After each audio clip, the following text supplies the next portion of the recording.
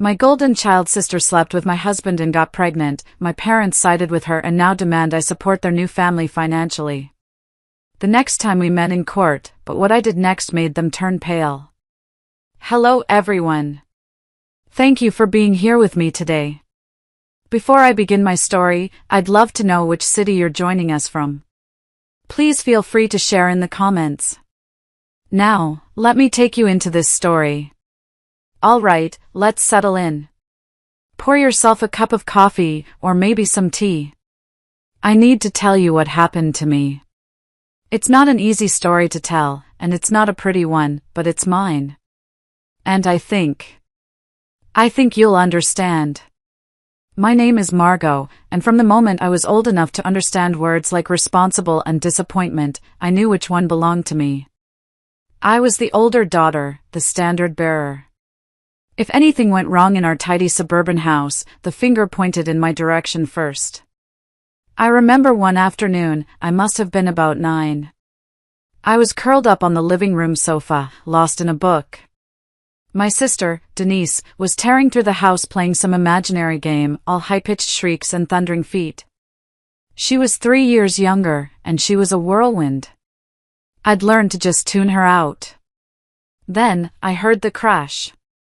A sickening sound of ceramic shattering on the hardwood floor. My mother came running in from the kitchen, her hands damp, a dish towel slung over her shoulder. Her eyes went from Denise, who was frozen, wide-eyed, to the shattered remains of her favorite porcelain vase, and then, instantly, to me. Margot! Her voice was sharp, disappointed. I didn't do it, I said, sitting up, the book falling from my lap. She was running. And you were just sitting there, Mom snapped. You're the older sister. You should have been watching her. You know how clumsy she is. I sat there, stunned into silence.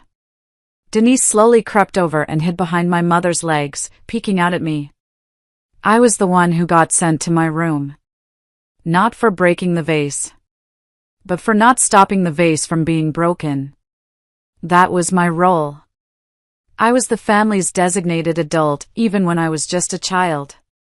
This dynamic defined our entire lives. If we both left dirty dishes in the sink, say, on a busy school night? For me, it was a 20-minute lecture on hygiene, respect for the household, and how I, as the elder, was setting a terrible example. For Denise? It was a soft sigh from Mom and a gentle, "Oh, sweetie, try to be more mindful next time, okay? Now go on, finish your homework." Sometimes, I honestly wondered if we lived in two different households that just happened to occupy the same physical space. But one night, one that still burns in my memory like a hot coal, really sums it all up. I was 16. Denise was 13. We'd both snuck out to a party at a friend's house whose parents were out of town. It was one of those rare moments of sisterly bonding.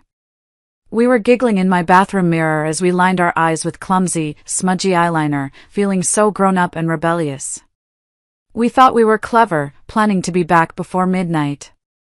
But time has a way of slipping through your fingers when you're a teenager. We came rolling up to the house at 1 a.m, our whispers dying in our throats the second the porch light flicked on. There was Dad, silhouetted in the doorway, arms crossed over his chest. My heart dropped into my stomach. He just stared at us as we walked up the steps, shamefaced.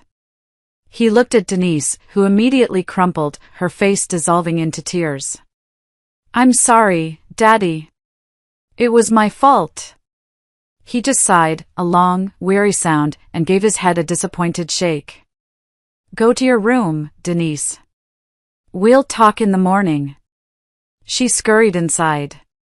Then his eyes turned to me. The disappointment was gone, replaced by a cold anger. "You," he said, his voice low. "You I expected better from. You're 16. You know better. You let her do this." I was grounded for a month. A whole month. My phone was taken, my car keys confiscated. The lecture I received lasted until 2 a.m. and covered every bad decision I had ever made or could possibly make in the future. The next morning, I overheard him talking to Denise in the kitchen. He was talking to her about making better choices, about the company she keeps. It was a conversation. I got a sentence. I stayed up in my room afterwards, just staring at the ceiling, trying to swallow the bitterness that was rising in my throat. It felt like acid. So, I leaned into the label they gave me. If I was destined to be the responsible one, then I would do it better than anyone. I would be so responsible, so successful, so perfect, that they wouldn't be able to ignore it. While other kids were at football games, I was in the library. While Denise was discovering boys and parties, I was discovering advanced placement classes and debate club. I poured myself into my books, into my exams, into being someone no one could ever call a disappointment again. It became my armor. I graduated high school with high honors, won a partial scholarship to a decent state college, and still picked up shifts at a local bookstore to cover what the scholarship didn't. I had a 5-year plan.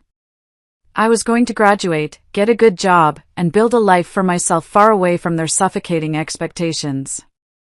I built that life for myself brick by tedious, responsible brick. During those years, those lonely, hard-working college years, I found an unlikely ally, my great-aunt, Mavis. She was my father's aunt, a sharp-witted woman in her late 70s who lived in a small, neat bungalow about 20 minutes from my campus. She had a small, neat house that always smelled faintly of lavender and old books. My parents had actually asked me to check in on her. "She doesn't have anyone, Margot," Mom had said. "Just pop by once a week, make sure she's taking her medicine." It was another chore, another responsibility. But it turned into my salvation. I started visiting her on Sunday afternoons. At first, it was just that, a chore. I'd bring her groceries, maybe help with a leaky faucet or mow her small patch of lawn. But soon, it became the anchor of my week. She'd have a pot of strong tea ready, and we'd sit in her sun-drenched kitchen and just talk. She was the first adult who ever asked me questions about me, not my grades, not my sister, but my opinions. My dreams. One afternoon, after I'd hauled in 4 bags of groceries for her, she patted my hand, her skin thin and soft like worn paper. She looked at me with her clear blue eyes, eyes that didn't miss a thing, and murmured, "You're the only one who bothers to visit, you know. Your parents are always too busy. And Denise, well, I don't think she knows I exist. Don't think I don't notice that." A warmth bloomed in my chest, something so foreign and so welcome. I smiled back, a real smile, not the strained one I wore at home. "I like spending time with you, Aunt Mavis." You don't compare me to Denise." Her eyes softened with a knowing look. "Pfft. That's because you don't need to be compared to anyone, Margot. You're enough, just as you are. They're fools if they can't see that." Her words. Lord, her words stuck to me like a bandage on a wound no one else could even see. For the first time, I felt seen. Not as the responsible one or Denise's older sister, but just as Margot. She became my safe harbor. We'd talk for hours about my wild, secret dream of starting my own business one day. I'd tell her about the frustrations of my classes, about the annoying guy in my economics seminar. She'd tell me stories about her life, about traveling, about the husband she'd lost years ago. She listened, really listened, and her quiet, unwavering belief in me was more valuable than any A+ on a report card. Meanwhile, as I was building my future, Denise just drifted.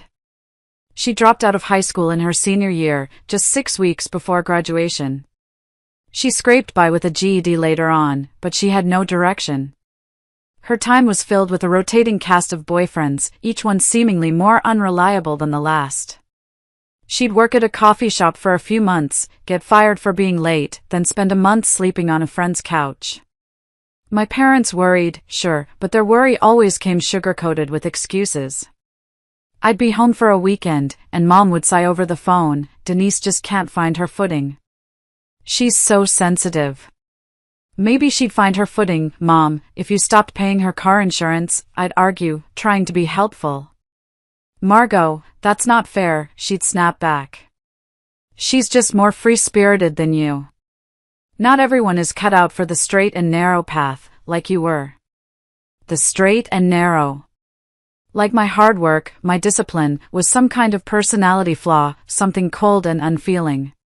The real drama, the kind that rips a family apart, hit when Denise turned 18. She vanished overnight with a guy named Rick. He was the classic bad boy cliché, a beat-up motorcycle, a worn leather jacket, and a job so flexible that no one could ever quite pin down what he actually did. He was all smirks and mumbled one-word answers, and my parents, of course, hated him. Which only made Denise cling to him tighter. One morning, she was just gone. A note was left on her pillow, scrawled in her loopy handwriting, "Gone to find my own life. Don't look for me." My parents fell apart. It was like their world had ended. My dad called me at my dorm, his voice thick with a panic I'd never heard before. "She's gone, Margot. She's just gone." I had to drive home from college, missing 2 days of classes right before midterms, to be the stable one. I walked into a house of chaos. Mom was hysterical, crying until her voice went hoarse. Dad was on the phone, calling hospitals, begging the police to file a missing persons report. They were convinced this Rick character had kidnapped her. They scraped together money they didn't really have to hire a private investigator. I was the one making them tea they wouldn't drink, the one talking to the police officer in a calm, clear voice. I was the one fielding calls from concerned relatives. And all the while, I felt this strange, cold numbness. Their grief was a closed-off room I wasn't allowed to enter. It was all about Denise. Always. Then, 3 months later, just as suddenly as she'd left, Denise strolled back into the house. I was home for the weekend, sitting at the dinner table with my parents. We were having a quiet, tense meal, the empty chair at the table a constant, screaming reminder. The front door opened. We all froze. And in walked Denise. She wasn't bedraggled or hurt. She looked fine. A little thinner, maybe, but fine. She dropped a duffel bag by the door. "Hey," she said, as if she'd just gone out for a gallon of milk. My mother let out a sound, a half sob, half scream, and flew out of her chair. "Oh, my baby. You're home. You're safe." She clung to her, sobbing. Dad was right behind her, his face a mask of disbelief and overwhelming relief. Denise just patted Mom on the back, looking bored. Rick was a jerk, she explained casually, walking past them into the kitchen and opening the fridge. He was cheating on me. So, I left him. "What's for dinner?" "I'm starving." That was it. That was her entire explanation. No apology. No "I'm sorry" for the sleepless nights, the terror, the thousands of dollars spent on a private investigator. Nothing. And the worst part? They let her get away with it. They were so relieved, so pathetically grateful to have their prodigal daughter back, that all was forgiven in an instant. Mom rushed around to heat up a plate for her. Dad kept patting her shoulder, saying, "That's my girl, you're strong." I just sat at that table, my own dinner forgotten, watching my mother stroke Denise's hair as she wolfed down mashed potatoes. I wanted to scream. I wanted to stand on my chair and yell, "Are you kidding me? Do you see this?" I wanted to ask why. Why my smallest mistakes were carved in permanent ink while her life-altering ones were erasable smudges. But I kept my mouth shut. I'd learned a long time ago that in my family, some questions just didn't have answers. I already knew the answer anyway. It was simple, she was Denise, and I was not. And yet, through all of it, Aunt Mavis's voice lingered in my ears. "Trust your instincts, Margot," she'd told me once, pouring me another cup of tea in her sunny kitchen. "They'll rarely steer you wrong." At the time, I didn't know how much I would need those words, how they would become the only compass I had left. The phone call came in my final year of college, on a gray, drizzly Tuesday afternoon. I was in the university library, in my usual corral, surrounded by stacks of books for my senior thesis. My highlighter was hovering over a page of a textbook I would never remember reading. My phone, set on vibrate, buzzed against the wooden desk. It was my dad. I frowned. He rarely called me during the day. I grabbed my bag and hurried outside, huddling under a small alcove to escape the rain. "Hey, Dad, what's up?" "I'm kind of in the middle of..." "Margot." His voice was thick, strained. It's Aunt Mavis. She passed away this morning. Quietly, in her sleep. I just stood there, frozen. The rain was dripping off the concrete ledge in front of me. The words didn't seem to register. Gone? How could she be gone? I had just seen her on Sunday. We'd had tea. She'd made me promise to eat better, to get more sleep. Margot? Dad's voice was distant. "Did you hear me?" Yes. "I heard you," I whispered. The phone felt impossibly heavy in my hand. The one person who had never made me feel small, the one who saw me for me, vanished. Just like the closing of a door. The world felt colder, grayer, emptier, in an instant. Her funeral was a blur of black clothes and quiet murmurs. I sat in the front pew, feeling numb. My parents were there, looking appropriately sad, but they were busy greeting distant cousins, accepting condolences. For them, she was a relative. For me, she was my anchor. Denise, of course, didn't even show up. She had a headache. The real shock only deepened a week later when I met with Aunt Mavis's lawyer, a kind, solemn man named Mr. Henderson. His office was downtown, on the top floor, and it smelled of old paper, leather, and furniture polish. He had me sit in a plush chair that swallowed me whole. He cleared his throat. "Margot, your great-aunt Mavis was a very organized woman. She updated her will about a year prior to her passing." He opened a thick folder. She was very specific in her instructions. He put on his reading glasses. She left a few small bequests to charities, but the bulk of her estate, her house, her savings, her carefully kept accounts, she left it all to you. I just stared at him. "To me? All of it?" "Yes," he said, giving me a small, kind smile. "Her house, which is paid off, and her investment accounts. After all is settled, the total of your inheritance will be just over $150,000. I couldn't process it. The number just hung in the air between us. $150,000. It was more money than I had ever seen, more than my entire college fund. I felt a wave of dizziness. This wasn't a lottery win. This was a weight.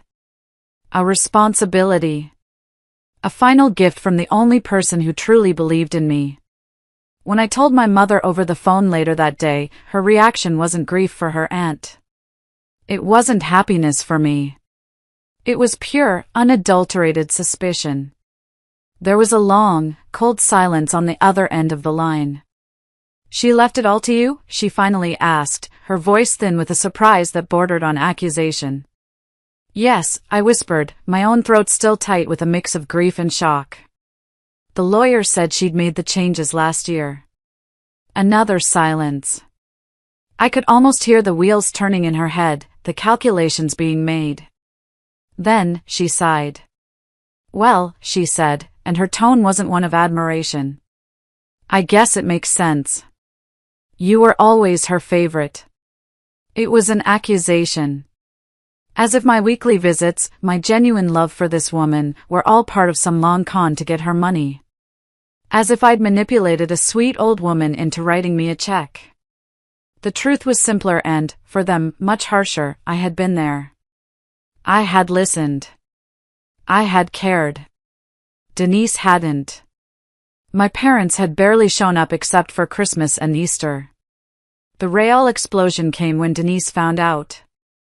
I'd driven home for the weekend, feeling obligated to help my dad sort through some of Mavis's things.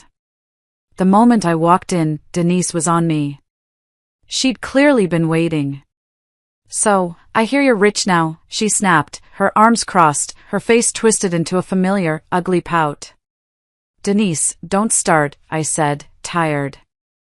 "No, I'm serious." "That's so unfair," she practically yelled. "You get a college degree, you get a scholarship, and now some old lady just gives you a pile of money. What about me? What do I get?" For the first time in my life, something inside me broke. All those years of swallowing my words, of choking down the bitterness, of being the responsible one, it all came clawing its way out. "What about you?" I shot back, my voice trembling with a fury that stunned us both. "What about you, Denise? When was the last time you even called her? Or sent her a birthday card? You had the same chances I did to have a relationship with her. You had the same chances I did in school. You just didn't take them. You dropped out. You ran off. You coasted. Those were your choices." Her face contorted. "Oh, so you think you're better than me, don't you? Little Miss Perfect with her scholarship and her rich dead aunt. Girls, that's enough." Dad cut in, his voice sharp. And his gaze wasn't on Denise. It was on me. "Margot, don't be so harsh. Your sister, she's just trying to figure things out." There it was again. The same old, tired refrain. Denise was always figuring things out. I was just supposed to already have it all together. I looked from my father's judgmental face to my sister's smug, triumphant one. She'd won. She'd managed to make me the villain again. I didn't say another word. I just turned around, walked out the door, and got in my car. I drove the 2 hours back to my small campus apartment, the entire drive a blur of anger and tears. I sat on my lumpy bed, staring at the little note Aunt Mavis had once left for me, tucked into a book she'd lent me. Her elegant, spidery handwriting read, "Don't let anyone else decide your future, Margot. Trust yourself." That's when I made my choice. This inheritance wasn't just money, it was a gift. It was a chance. It was Aunt Mavis's final act of belief in me.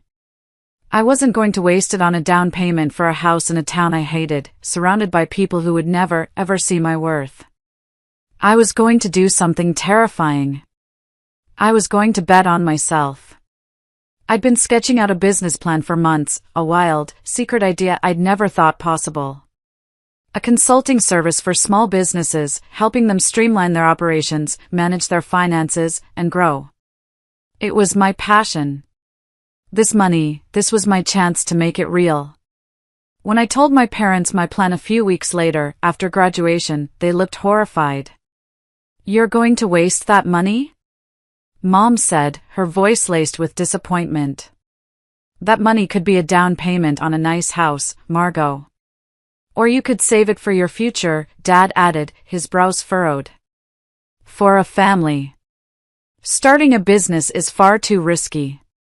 Most of them fail in the first year, you know." I looked at them, my diploma packed in a box beside me. I was done seeking their approval.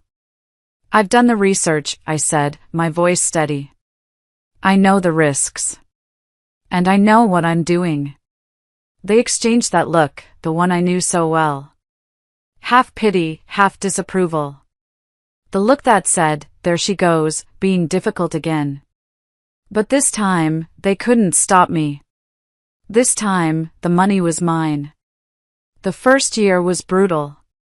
I mean, absolutely soul-crushing. I moved to a city 3 hours away, rented a tiny one-bedroom apartment, and poured every cent of that inheritance and every ounce of my energy into the business. 18-hour days were the norm. My diet consisted of coffee and takeout eaten out of cardboard boxes while I hunched over spreadsheets on my second-hand laptop. I was the CEO, the marketing department, the accountant, and the janitor. Rejection became my constant companion. I'd spend weeks preparing a pitch for a potential client, only to have a man twice my age pat me on the head and say, "That's a cute idea, sweetheart, but we'll stick with what we know." There were nights I'd get home at 2 a.m., cry into my pillow from sheer exhaustion and loneliness, the weight of the risk I'd taken pressing down on me. I'd wonder if I'd made a colossal, life-altering mistake. But every time I wanted to quit, I thought of Aunt Mavis's handwriting. Trust yourself. And so, I kept going. And slowly, painfully, the tide began to turn. A small bakery, run by a woman who reminded me of Mavis, signed on. Then a local hardware store. My first yes felt better than any A+ I'd ever gotten. By the end of the first year, I'd broken even. By the end of the second, I made enough profit to hire my first employee, a sharp, funny woman named Sarah. Her salary was the most terrifying and proudest check I'd ever written. By year 3, I had a real office, not just my cramped apartment, and a small, dedicated team that believed in my vision. We weren't a huge success, not yet, but we were real. We were growing. Meanwhile, Denise continued to float. She'd call me sometimes, her voice all sweet and desperate. "Margot, I'm just in a little bit of a bind. My roommate's flaking on rent. Can you float me a loan? Just a couple hundred to get me through to my next paycheck. I swear I'll pay you back." I gave in more often than I should have. Each time, my parents would praise me. "It's so good of you to help your sister," Mom would say. They never seemed to mind that the loans were never, ever repaid. By the time I turned 27, my company was thriving. We had a solid client base across the state and a reputation for getting real results. And that's when I met Walter. He worked at one of my newer client companies, a mid-sized tech firm. He was their head of IT infrastructure. He was tall, steady-eyed, with a quiet wit that caught me completely off guard. We'd run into each other in project meetings, our conversations usually limited to network security and server capacity. But I noticed the way he'd smile when I made a dry joke, the way his eyes would linger on mine just a second too long. He wasn't flashy. He was solid. One afternoon, after a particularly long and grueling meeting, he caught up to me by the elevator. "Hey," he said, a little awkwardly. That was a lot. "I was wondering if you wanted to grab a coffee sometime? To decompress?" He ran a hand through his hair, and I saw his cheeks turn slightly red. "I've been working up the courage for weeks, to be honest." I laughed, a real, genuine laugh. It felt rusty. "And here I thought you were just really enthusiastic about our new network security protocols." He smiled, and it was the kind of smile that made my shoulders unclench for what felt like the first time in years. After so long focusing only on survival and success, it felt strange and wonderful to be seen as more than just Margot, the responsible business owner.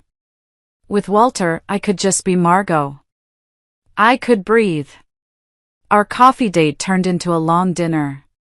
Dinner turned into weekends spent hiking. He was my opposite in all the best ways. He was calm where I was anxious. He was steady where I was always bracing for the next disaster. He listened. He seemed genuinely proud of what I had built. 2 years later, he knelt on one knee on a windy cliffside by the coast, the ocean crashing below us, and asked me to marry him. For the first time in my life, I thought maybe the universe was finally, balancing its scales in my favor. The months leading up to the wedding were a blur of decisions I didn't care much about: flowers, invitations, seating charts. The wedding industry, I discovered, was a special kind of madness. I was so stressed, trying to run my company and plan this event, that I started getting headaches. Walter was my rock. He took over the catering, he handled the band, his calm, steady energy smoothing over my bursts of stress. "It's just a party, Margot," he'd say, rubbing my shoulders. "The only thing that matters is that at the end of it, we're married."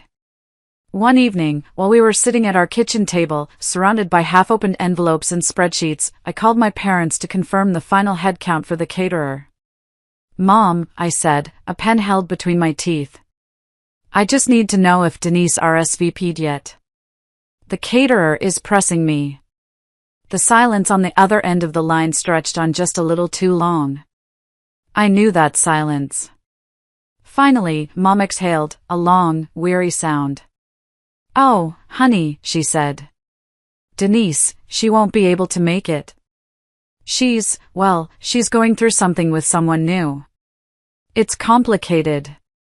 I closed my eyes, the familiar ache of frustration settling deep in my chest. Of course. Denise's dramas, always taking precedence, always an excuse. "Complicated," I repeated, my voice flat. "Right. Be nice, Margot," she chided. "She just feels terrible about it." "Sure she does," I muttered. But I have to admit, a selfish, guilty part of me felt a sliver of relief. The idea of her showing up, of her making a scene, of her turning my wedding day into a stage for her own theatrics, it wasn't what I wanted. The wedding itself was perfect. It was a small ceremony, maybe 50 of our closest friends and family, by a lake in the early autumn. The leaves were turning gold, and the air was crisp. Walter's hand trembled just slightly as he slipped the ring onto my finger. When we kissed, the cheer that rose from our guests felt like a warm embrace I hadn't known I needed. For once, I was the center of something good, something joyful. My parents even looked happy, though Mom did whisper to me during the reception, "It's a beautiful cake." Denise would have loved this cake. On our brief honeymoon in Maui, Walter and I walked barefoot along the sand, the warm water curling around our ankles. We talked about our future, about dreams we could build together, maybe buying a house with a real yard, maybe even starting a family one day. I found myself smiling at the idea of the future for the first time, instead of just planning for it. I felt safe. I felt loved. But when we returned, real life pressed in quickly. One evening, as I was unpacking our suitcases, the scent of sunscreen and salt still clinging to our clothes, Walter leaned against the doorframe of our bedroom. His voice was careful, tentative. "I've been thinking about making a change," he said. "What kind of change?" I asked, folding a sundress. He told me his company, the tech firm where we'd met, was going through a major restructuring. His role was being absorbed, and his options were either a demotion or a severance package. He hesitated, then added, "So, I've been thinking. What if I came to work for you? You've been saying for a year that you need someone to handle IT and operations. That's my wheelhouse. I could take all of that off your plate." I stopped what I was doing and stared at him. "Work together? As husband and wife? Walter, that's really risky. Mixing business and marriage." "I know," he said, walking over and taking my hands. His were warm and strong. "But I wouldn't suggest it if I didn't believe in us, and in you. Think about it. Less travel for both of us, more time together. We'd be building something side by side, our own family empire." I lay awake that night, long after he'd fallen asleep, weighing the risks. It felt like walking a tightrope in a storm. My company was my baby, the thing I'd built from nothing. But he was competent. I knew his work ethic. I trusted him more than anyone. And beneath all my fears, I was so tired of carrying everything alone. I wanted a partner, a true partner, in every sense of the word. A week later, after drawing up a formal employment contract, I agreed. We set clear boundaries, established distinct roles. He was the director of operations. I was the CEO. No talking business past 8 p.m. No bringing work arguments home. And for a while, it worked. It worked beautifully. The company grew. Walter streamlined our systems, he managed our vendors, he took a huge load off my shoulders. I was free to focus on sales and expansion. We landed our biggest client to date. I felt, maybe for the first time, that I wasn't fighting my battles alone. I had a partner. I had a husband I could count on. Life was good. Which, of course, is always when the other shoe decides to drop. It was a Tuesday night, late. I was setting my phone on the nightstand, ready to sleep, when it lit up with an incoming call. Mom. It was nearly 11.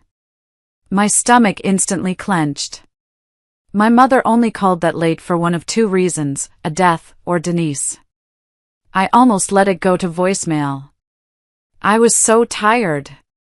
But something in my gut, a little knot of dread, told me to answer. Hello? Margot. Her voice was tight, and I could hear she'd been crying. I need to talk to you about Denise. She's back home. I sighed, rubbing my temple. Mom, what is it this time? It was bad, Margot. This new guy, he was awful to her. She finally got the courage to leave, but she has nothing. She's a wreck. She needs help, Margot. She needs stability. I closed my eyes, pressing my thumb against my temple, trying to ward off the inevitable headache. The same old story. Mom, I can't be her safety net again. She needs to learn. She needs a job, Mom pushed, her voice starting to crack, the tears coming on full force. You have a successful business. A big business. Surely there's something she could do there. A receptionist, anything. She just needs a chance. Family helps family. I let the silence stretch, the old, bitter resentment bubbling up. The memory of Denise's smirk at the dinner table after Aunt Mavis's will was announced burned in my mind.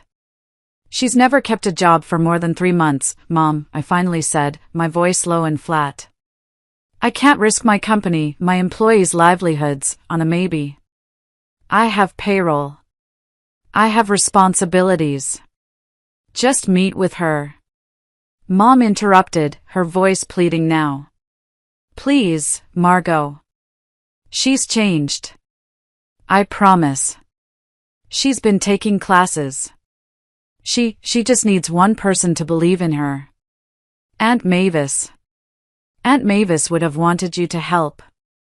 Her words cut deep. Using Aunt Mavis's name felt like a key turning in a lock I didn't want to open. It was a dirty move, and it worked. I told her I'd think about it and hung up, my heart pounding with frustration. I vented to Walter, who was reading in bed next to me. I expected him to back me up, to agree that it was a terrible idea. Instead, he closed his book and looked at me with that calm, reasonable expression of his. Maybe you should give her a chance, he said gently, placing a hand on my arm. I mean, what's the worst that could happen? You give her an entry-level position. If it doesn't work out, it doesn't work out. I frowned at him, pulling away slightly. You don't know Denise like I do. She's a black hole, Walter. You give her an inch, she takes a mile. He shrugged, his expression still gentle. Maybe not. But she's your sister. And family is important. People can change, Margot. His words unsettled me more than my mother's pleading. Because if even Walter, my logical, steady husband, the man who knew my family history, thought Denise deserved another chance, then maybe I was the one being unreasonable. Maybe I was the one stuck in the past, unable to forgive. And so, against every screaming instinct in my body, I told my mother I'd see her. When Denise walked into my office a few days later, I almost didn't recognize her. The transformation was staggering. The messy ponytails, the smudged eyeliner, the wrinkled band t-shirts, all gone. She wore a tailored black blazer, a modest shell underneath, and slacks. Her hair was pulled back in a neat, professional bun. Her makeup was minimal and tasteful. She sat across from me in the visitor's chair, her back straight, her hands folded politely in her lap, and a small, almost timid smile on her lips. Thank you for seeing me, Margot, she said, her voice steady, but softer than I remembered. I know I don't have the best track record. And I know you have every reason to doubt me. I just studied her, searching for the cracks in this new facade. It was a perfect performance. My instincts were screaming, a loud, blaring alarm in my head, it's a trap. It's an act. But my mother's pleading and, more importantly, Walter's reasonable words echoed in my ears. What if this time is different? Mom said you were taking classes, I said, my voice all business. I am, she said, leaning forward and sliding a thin folder across the polished surface of my desk. I finished, actually. Inside was a certificate from a year-long business administration program at a local community college. I've been working hard, she said, her eyes meeting mine. They looked sincere. I needed to prove to myself, and to you, that I'm serious about changing. I'm not that person anymore, Margot. I just need a start. For a long moment, I just stared at the paper. The Denise I knew barely had the patience to finish a meal, let alone a year-long course. And yet, here she was, sitting in front of me, dressed like a professional, speaking like she belonged here. It was a perfect, flawless costume. Against my better judgment, a judgment that was screaming at me to send her away, I relented. 3-month probation, I said, my voice firm. That's all I can offer. You'll start as an administrative assistant. You'll answer phones, you'll file, you'll get coffee. And you'll report to Walter. He'll be your direct supervisor. Her face lit up with a relief that looked so genuine it almost convinced me. Thank you, Margot. Thank you. I won't let you down. I promise. I placed her under Walter's department. It seemed safest. He was my husband, the director of operations. He was logical and fair. He'd see through any laziness, any shortcuts, and he could report back to me honestly. To my absolute astonishment, the first few weeks passed without a single incident. Denise was a model employee. She showed up 15 minutes early every day. She stayed late. She was eager, polite, and shockingly competent. She charmed clients on the phone, she organized files I'd had in storage for years, she even seemed to anticipate what was needed before she was even asked. More than once, Walter came home in the evening, kissed me in the kitchen, and said, you know, your sister, she's really good at this.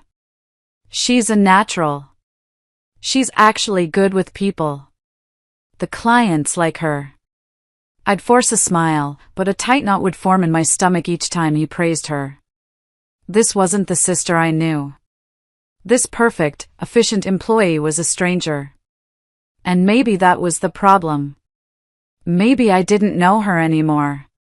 Or maybe this was all just a very, very good act. As weeks turned into months, I started to travel more for work.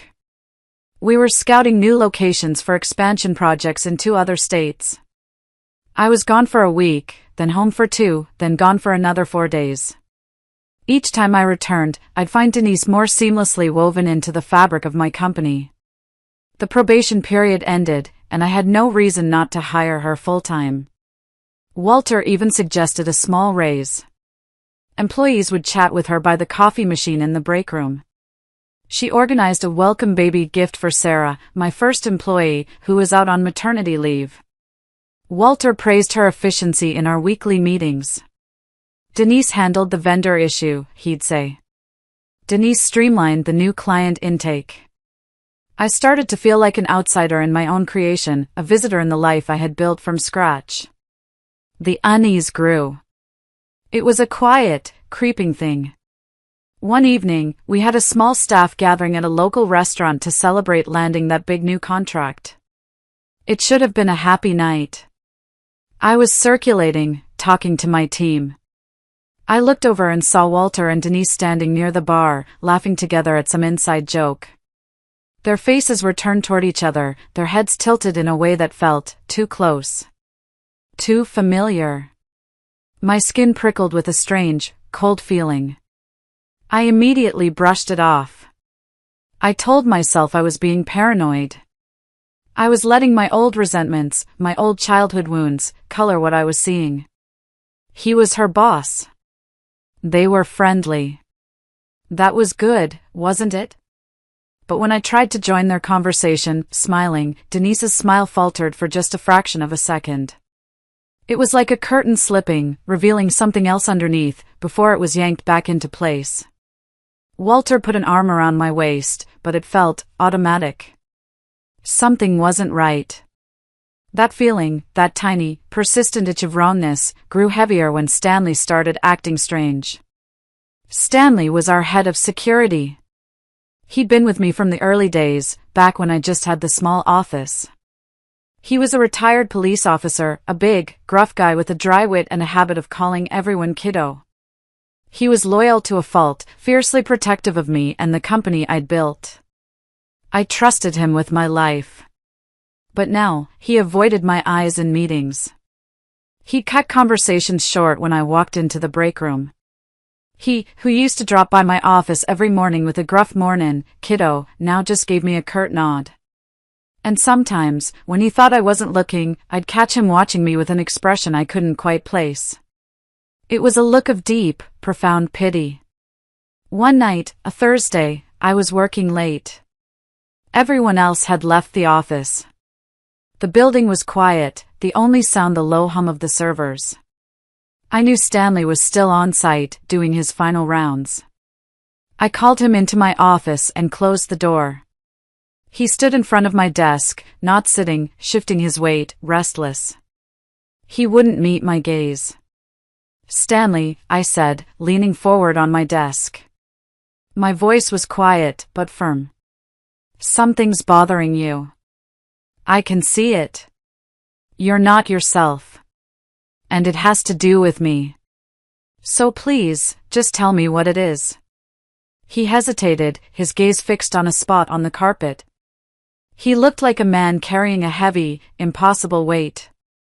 He let out a long sigh. "Ms. Wynne. Margot," he said, his voice low and gravelly.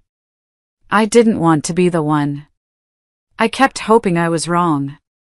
A chill, sharp and icy, crept up my spine. "The one to what, Stanley? Show me. Tell me. Now." He wordlessly pulled his company tablet from under his arm. He tapped the screen a few times and then, his face grim, handed it to me. "This is from the camera in the main office hallway, near the back storage rooms. It's time-stamped from last week. Tuesday. When you were in Chicago." My heart sank. I looked at the screen. It was grainy, black and white footage.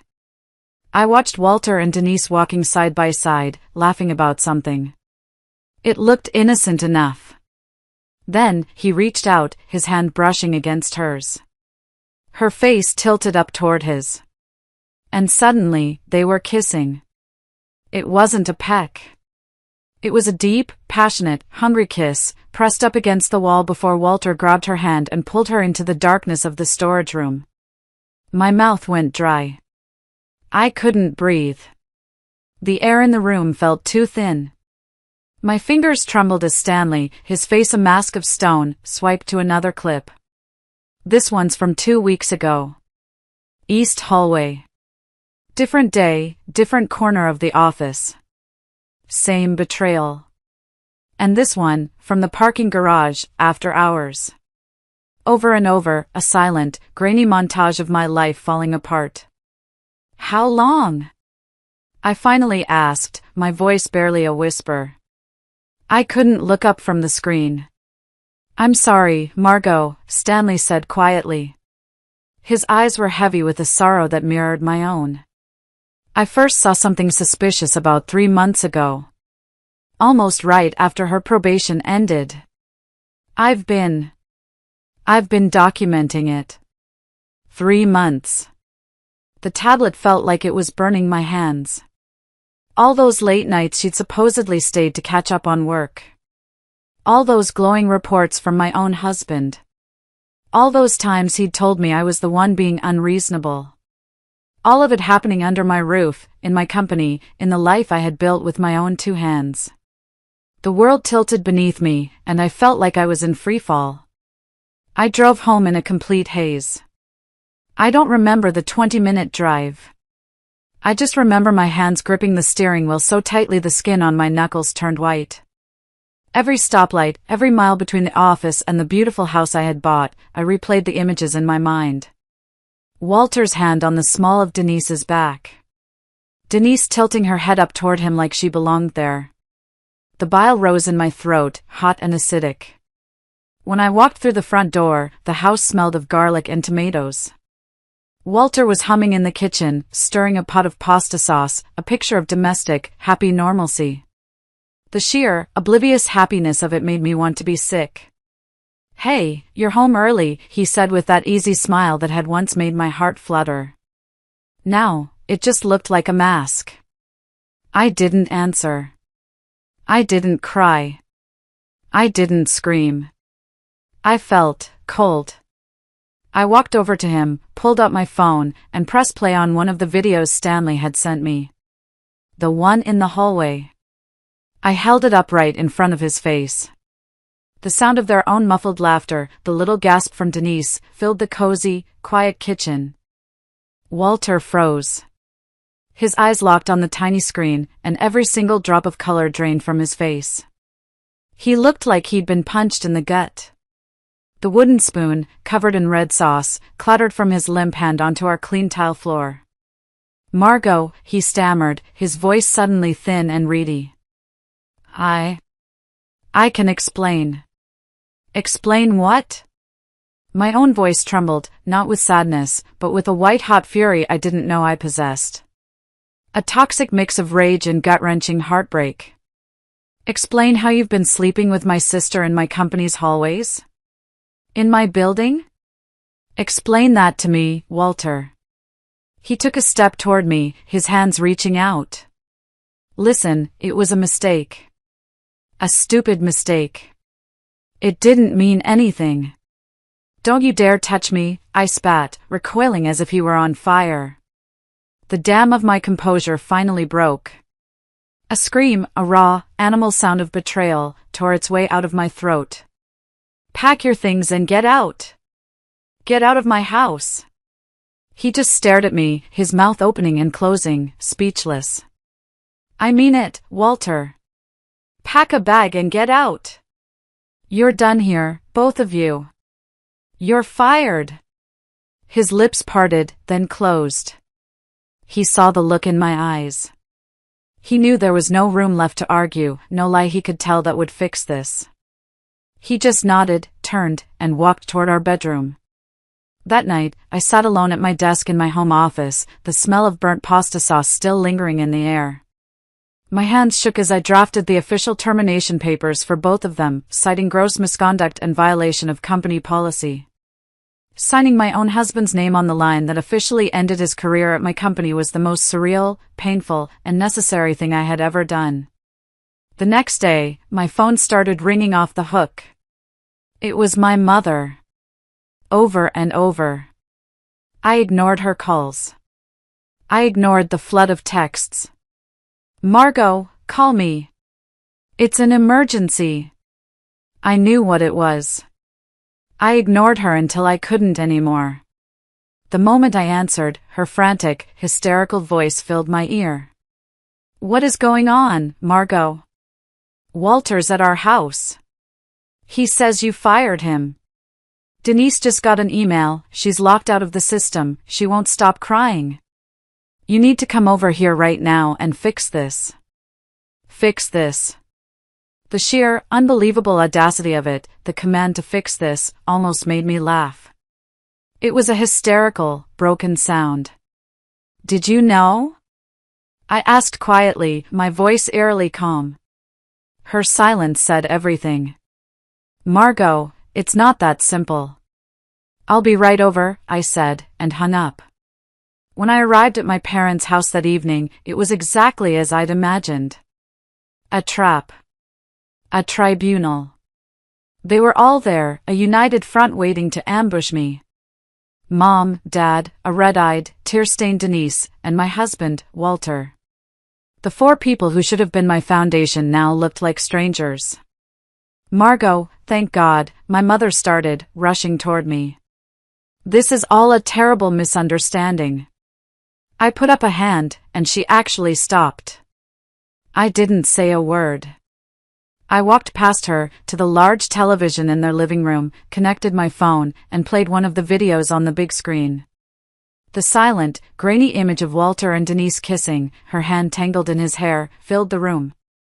Mom gasped theatrically, her hand flying to her chest.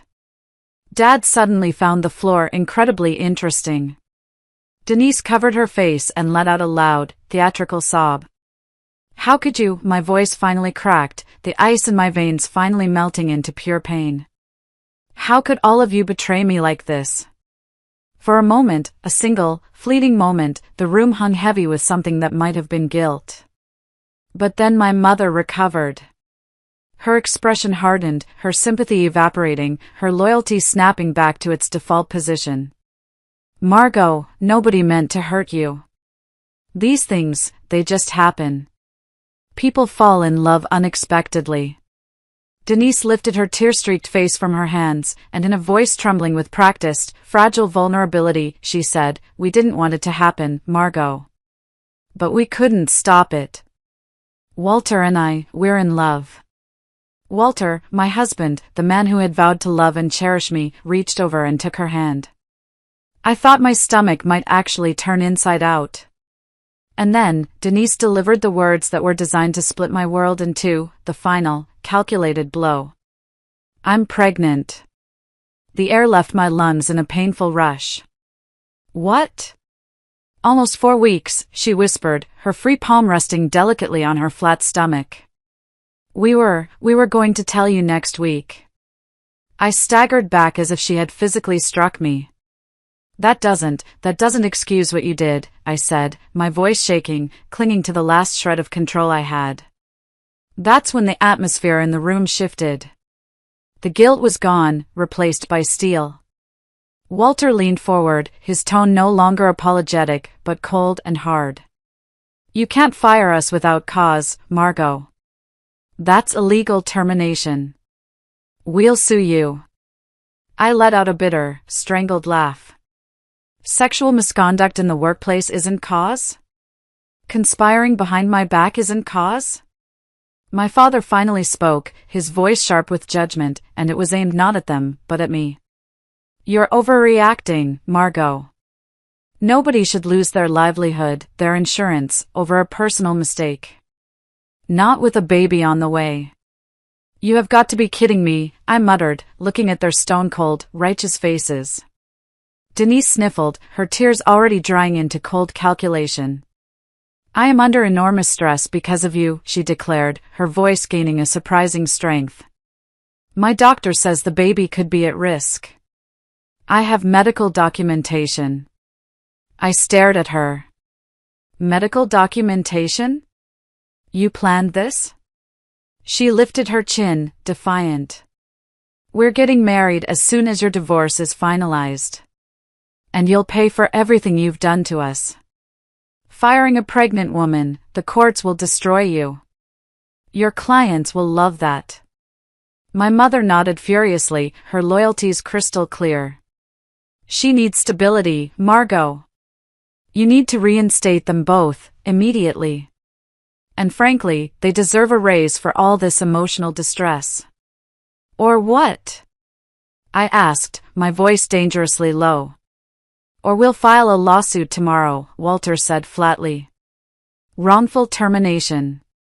Emotional distress. Endangerment of an unborn child. How do you think your clients will react to those headlines? How long do you think your business will last? My dad sighed dramatically, the final nail in the coffin. We don't want it to come to that, Margot, but you've left us no choice. You need to do the right thing. I looked around at their faces. My mother, who once told me to protect my little sister. My father, who lectured me about duty and responsibility. My husband, who vowed fidelity. My sister, who had always taken everything I ever worked for. And in that moment, I realized I was completely, utterly alone. They were a family. And I was the obstacle. Without another word, I turned around and walked out. If you're still listening, please help me out by liking this video and commenting the number 1 down below, just so I know you're this amazing, and I understand that you're on this journey with me. Your support is a huge encouragement and cheers me on. Please, comment the number 1 so I can recognize you, and now, listen to the rest of my story. The morning after I walked out of my parents' house, the air still buzzing with their threats, I didn't cry. I got cold. I got clear. I picked up my phone, but I didn't call my friends. I didn't call a therapist. I called a man named Byron, a name that had been whispered among business circles in my city for years. He was a divorce lawyer, but he was known as a shark, a litigator with a reputation for being as sharp as a scalpel and as unflinching as stone. When I met him in his intimidatingly sleek downtown office hours later, I laid out the whole sordid story. The family history, the affair, the pregnancy, the termination, the threats of a lawsuit. I was all business. I left the emotion at the door. He listened quietly, his face impassive, making a few precise notes on a legal pad. When I finished, he steepled his fingers, looked at me with piercing, intelligent eyes, and asked one question that stopped me cold. "Margot," he said, his voice quiet but intense. "Are you sure the betrayal is only happening in your personal life? People who cross boundaries there," he tapped his pen on the desk, "often cross them elsewhere. Your husband was your director of operations? With access to your accounts? Have you checked your company's finances?" My heart lurched. I felt a wave of nausea. No. I trusted him. He handled all the vendor payments, the expense reports. "Get me an independent forensic auditing team," Byron said, his voice flat. "Today. Before they file. Let's see what's really been going on in your company." Within days, a team of forensic auditors descended on my company's books. They took over my main conference room, their briefcases and laptops covering the long, polished table. It was agonizing. For a week, I tried to run my company, tried to reassure my employees, all while this team was quietly digging through every invoice, every expense report, every vendor payment I had trusted Walter to oversee for the past 2 years. The results, delivered to me in a thick, bound folder a week later, made my stomach drop to the floor. It was so much worse than I could have ever imagined. I sat in Byron's office as he walked me through it.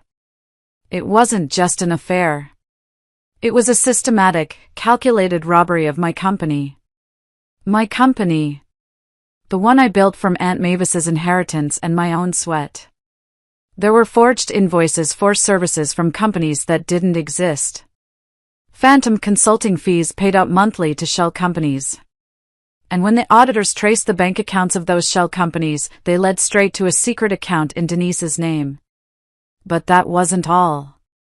Walter had been siphoning money for months, slipping funds out like water through a cracked pipe. And Denise, her expense reports were a work of fiction. Luxury clothes, spa treatments, even a week-long vacation to Mexico with Walter, all disguised as business development trips and client entertainment. And then, the final, gut-punching betrayal. Monthly consulting payments, for thousands of dollars, going straight to my parents' joint savings account. Payments that had started just 2 months after Denise was hired. They were all in on it. The whole family. This wasn't a mistake. This wasn't falling in love. This was a conspiracy. When I sat across from Byron again, the papers spread out on his desk between us, my hands trembling with a rage so cold it burned, he just nodded grimly. "This isn't just infidelity, Margot," he said, his voice flat and serious. "This is felony fraud, embezzlement, and conspiracy. Their lawsuit is a bluff. We'll fight their threats with evidence of actual crimes."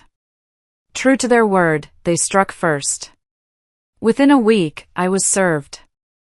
Lawsuits from both Walter and Denise. Wrongful termination.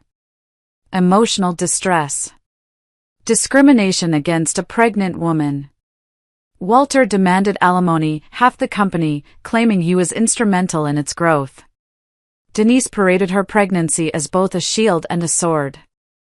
And, just as they'd promised, my parents filed affidavits supporting them, swearing under oath that I was unstable, that I had a history of vindictive jealousy, and that I had targeted my poor, pregnant sister out of pure spite. The first day in court felt like walking into an execution chamber. Denise arrived pale, one hand resting protectively on her belly, a perfect, fragile image of impending motherhood. She wore a simple, modest dress. Walter walked beside her, his jaw tight, his eyes cold as ice, playing the part of the protective partner. My parents flanked them like loyal bodyguards. Together, they looked like a family. And I, the one who had been lied to, cheated on, and stolen from, looked like the bitter, lonely outsider. During cross-examination, Denise's smarmy attorney leaned in with a sneer. "Ms. Wynne, isn't it true you fired your sister, your own pregnant sister, out of jealousy? That you've always resented her?" "No," I said firmly, my voice echoing in the quiet courtroom. "I fired her for inappropriate conduct in the workplace and for financial misconduct, which we have documented extensively." On cue, Denise burst into tears. A loud, gut-wrenching sob. "She's trying to make me lose my baby," she wailed, clutching her stomach. "The stress she's causing," my doctor said, "it could endanger the pregnancy." The judge called for order, but the theatrics worked. I saw the jury members shifting uneasily in their seats, their eyes glancing at me with suspicion, with distaste. But Byron stayed calm. He was a master. He let them play out their entire performance. And then, he began to dismantle it. One by one, he laid down the evidence like a surgeon exposing a deep-seated infection. Bank statements showing the flow of money. Emails between Walter and my father discussing the consulting fees, with my father joking about his easy new promotion. The authenticated security footage of the affair, played on a large screen for the entire court to see. The expense reports, with their charges for tequila shots in Cancun and $500 handbags. And then, the dagger. The business administration certificate. The one Denise had so proudly shown me in my office. Byron called the registrar from the community college to the stand, who testified, under oath, that they had no record of a Denise Wynne ever attending, let alone graduating. The certificate was a poorly made forgery. But the most devastating blow, the one that made my mother audibly gasp, came from Byron's private investigators. They had traced Denise's past. They had uncovered the pattern. They found 3 different men in another state who had filed police reports against her for credit card fraud, only to mysteriously withdraw their complaints weeks later. Byron presented evidence, bank transfers from my parents' account, showing they had quietly paid those men off, thousands of dollars in hush money, shielding Denise from consequences, just as they always had. "This isn't an isolated mistake, Your Honor," Byron told the judge, his voice steady and powerful. "This is a pattern of calculated, predatory deceit, supported and enabled by her parents. My client is not the villain here. She is the victim of a long-term, coordinated conspiracy." For the first time, I saw cracks in Walter's cold armor. He avoided my gaze, his jaw clenching and unclenching. Denise, no longer crying, was whispering furiously to her lawyer. My parents looked smaller, older, and more pathetic than I had ever seen them. The trial stretched on for what felt like an eternity. Months of my life were spent in that cold, sterile courtroom. Every day felt like peeling back a new, festering layer of betrayal. The financial toll was brutal. My legal fees were mounting into the stratosphere. My company wavered under the public scrutiny. The headlines were a nightmare: sister sues pregnant sister. Family feud over business. My employees were nervous, my clients were wary. I was hemorrhaging money and credibility. But Byron was relentless. Piece by painful piece, he dismantled their entire performance until the only thing left standing in that courtroom was the ugly, undeniable truth, a web of lies, greed, and betrayal spun by my entire family. The verdict loomed like a storm on the horizon. The final day in court felt like standing on the edge of a cliff. Every sound seemed sharper, the shuffle of papers, the bailiff's cough, the judge's gavel echoing against the wood. I could hear Denise's staged, watery sniffles from 2 rows behind me. When the judge finally cleared his throat and began to speak, the entire room held its breath. Based on the overwhelming and deeply disturbing evidence presented in this case, he said, his voice ringing with authority, his eyes sweeping over Walter, Denise, and my parents, this court rules in favor of the defendant, Ms. Margot Wynne. The words struck like thunder. Walter's head dropped into his hands. Denise let out a strangled gasp, clutching her stomach as if the ruling itself physically threatened her pregnancy. My mother muttered under her breath, "No, no, this can't be," while my father sat rigid, his face ashen, his jaw clenched, his eyes glassy with silent rage. The judgment was merciless. And it was total. All funds siphoned from my company were to be returned, with interest. Walter was found guilty of embezzlement and felony fraud. The judge, citing the callous and predatory nature of his crimes against his own wife, sentenced him to 3 years in state prison. Our divorce was finalized, effective immediately, with no alimony for him whatsoever. Denise, due to her pregnancy, received a suspended sentence but 5 years of strict probation and was ordered to pay restitution. My parents escaped criminal charges, as Byron couldn't prove their direct knowledge of the fraud, just that they had accepted the money. But their finances were in absolute ruins, drained by their own legal fees and the court-ordered repayment from their now frozen accounts. As the gavel struck one final, definitive time, I felt no triumph. No joy. No rush of victory. Only a vast, cold, hollow emptiness. I had won. But I had lost my entire family. Outside the courthouse, a swarm of reporters shouted questions, cameras flashing like lightning in a storm. "Margot, how does it feel? Were you surprised?" I walked past them in silence, Byron at my side, my spine straight, my head held high, but my insides hollowed out. In the weeks and months that followed, I tried to settle back into a life that was no longer mine. The first thing I did was sell the house. I couldn't stand to be in it another night. I put it on the market, sold it for a loss just to be rid of it, and moved into a smaller, modern condo near my office. A space with no memories, no ghosts. A space that was just mine. At work, I held an all-hands meeting. I stood in front of my employees, my team, and I told them the truth. All of it. I explained what had happened, honestly and transparently. I apologized for the instability and the distraction. Some looked at me with a new, profound sympathy. Others with a lingering doubt. But I just kept showing up, day after day, until the rhythm of work returned and the whispers finally faded. My parents tried calling at first. Then the letters began to arrive. Long, rambling, self-pitying pleas for understanding and forgiveness. "You've ruined us," my mother wrote. "How could you do this to your family?" I blocked their numbers. I returned the mail, unopened, with "return to sender" written in bold, black ink. Denise sent nothing. Through mutual acquaintances, I heard the news. I heard she had given birth to a boy. I heard that she and Walter had married in the bleak, fluorescent-lit prison visiting room, a quick, joyless ceremony. I heard that she was now living with my parents, the 4 of them crammed into my small childhood home, struggling to make ends meet on my father's meager pension. Sometimes, late at night, when the city was quiet and I was alone in my new, clean apartment, a sliver of guilt would try to slip in. I would picture a baby, an innocent child with Walter's eyes and Denise's smile, caught in the wreckage of his parents' greed. But then I'd remember. I'd remember the coldness in Walter's voice when he threatened to sue me. The pure, chilling calculation in Denise's tears. The way my parents chose them over me, chose the lie over the truth, every single time. They hadn't just betrayed me. In the end, they had destroyed themselves. So, I chose not to feel guilty. I chose to heal. Instead, I poured myself into rebuilding. My company, my real family, the one I had built myself, expanded. We landed the Chicago contract. We opened a new office.